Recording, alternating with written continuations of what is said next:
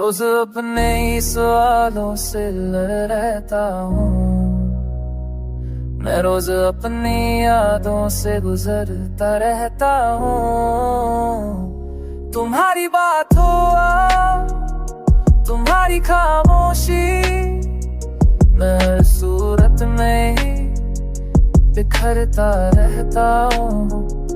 तुम्हारी याद का साया साथ चलता है मेरे, मैं जहाँ भी जाऊं उसे महसूस करता हूँ। मैं अपनी नींद को कुर्बान कर देता हूँ अक्सर, मैं रात भर तुमको सोचता रहता हूँ। तुम्हारी एक मुस्कुराहट का ख्याल ही काफी है, मैं अपने गम से थोड़ा संभलता रहता हूँ।